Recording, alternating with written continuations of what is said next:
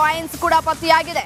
BBMP ಸಹಾಯಕ ಆಯುಕ್ತ ಆಗಿರುವಂತಹ Basavaraj 12.5 lakh casino coins member card ಕೂಡ ಇಲ್ಲಿ ಸಿಕ್ಕಿರುವಂತದ್ದು ಅಧಿಕಾರಿಗಳಿಗೆ. ಬೇನಾಮಿ ಆಸ್ತಿ ಮಾಡಿಟ್ಟಿರುವಂತಹ ಬಸವರಾಜ್ ಮಾಗಿ ಸುಮಾರು 10 ಎಕರೆಗೂ ಅಧಿಕ ಜಮೀನು ಖರೀದಿ ಮಾಡಿದ್ದಾರೆ ಅನ್ನುವಂತಹ ಡೀಟೇಲ್ಸ್ ಸಿಗ್ತಾ ಇದೆ. ಕಲಬುರಗಿಯಲ್ಲೂ ಕೂಡ ಬೆಳ್ಳಂಬೆಳಗ್ಗೆ ಲೋಕಾಯುಕ್ತ ದಾಳಿ ಮಾಡಿದೆ.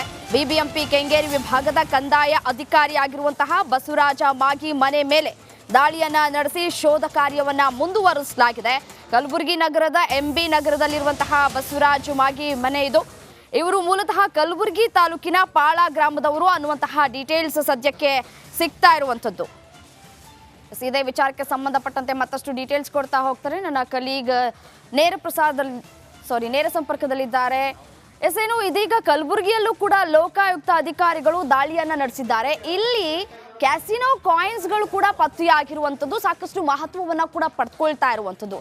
ಇದ್ರ ಬಗ್ಗೆ ಡೀಟೇಲ್ಸ್ ನೀಡ್ತಾ ಹೋಗ್ಬೋದಾ ಅಂತ?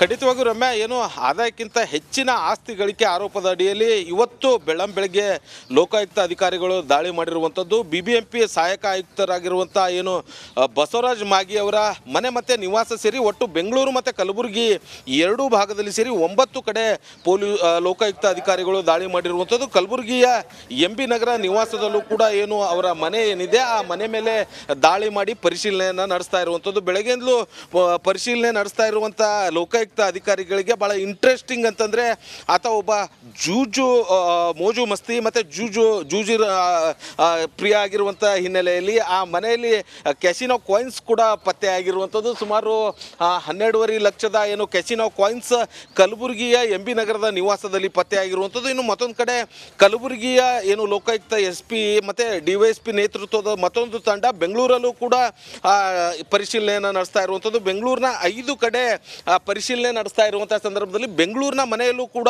ಕ್ಯಾಸಿನೋ ಕಾಯಿನ್ಸ್ ಮತ್ತು ಅಲ್ಲೇ ಆತ ಕ್ಯಾಸಿನೋ ಮೆಂಬರ್ಶಿಪ್ನ ಕಾರ್ಡ್ ಕೂಡ ಪತ್ತೆಯಾಗಿರುವಂಥದ್ದು. ಸೊ ಹಾಗಾಗಿ ಅಲ್ಲಿ ಎಷ್ಟು ಮೌಲ್ಯದ ಕ್ಯಾಸಿನೋ ಕಾಯಿನ್ಸ್ ಪತ್ತೆಯಾಗಿದೆ ಅನ್ನೋದ್ರ ಬಗ್ಗೆ ಇನ್ನೂ ಕೂಡ ತನಿಖೆಯನ್ನು ನಡೆಸ್ತಾ ಇರುವಂಥದ್ದು. ಮತ್ತೊಂದು ಕಡೆ ಕಲಬುರಗಿಯ 4 ಕಡೆ ಏನು ಅವರಿಗೆ ಸಂಬಂಧಪಟ್ಟಂಥ ಸ್ಥಳಗಳ ಮೇಲೆ ದಾಳಿ ಮಾಡಿರುವಂಥದ್ದು. ಒಂದು ಕಲಬುರಗಿಯ MB ನಗರದ ಈ ಒಂದು ಮನೆ ಏನಿದೆ ಈ ಮನೆ ಮೇಲೆ ದಾಳಿ ಮಾಡಿರುವಂಥದ್ದು. 3ನೇ ಫ್ಲೋರಲ್ಲಿ ಬಸವರಾಜ್ ಮಾಗಿ ಅವರು ಇರುವಂಥದ್ದು. ಅಂದರೆ ಬೆಂಗಳೂರಿಂದ ಬಂದಂಥ ಸಂದರ್ಭದಲ್ಲಿ ಇಲ್ಲಿ ಉಳಿದುಕೊಳ್ಳೋದಕ್ಕೆ ಅವರು ಇರುವಂಥದ್ದು. ಇನ್ನು 2 ಫ್ಲೋರ್ ಮತ್ತು ಗ್ರೌಂಡ್ ಫ್ಲೋರ್ ಇದೆಲ್ಲವೂ ಕೂಡ ಬಾಡಿಗೆಗೆ ಕೊಟ್ಟಿರುವಂಥದ್ದು. ಇದರ ಹೊರತಾಗಿಯೂ ಕೂಡ ಪಾಳ ಗ್ರಾಮದಲ್ಲಿ ಅವರ ಮನೆ ಇದೆ. ಜೊತೆಗೆ ಪಾಳ ಗ್ರಾಮದಲ್ಲಿ ಒಂದು 10 ಎಕರೆ ಫಾರ್ಮ್ ಹೌಸ್ ಕೂಡ ಇರುವಂಥದ್ದು. ಅದರ ಹೊರತಾಗಿ KHB ಕಾಲನಿಯಲ್ಲೂ ಕೂಡ ಒಂದು ಮನೆ ಇರುವಂಥದ್ದು.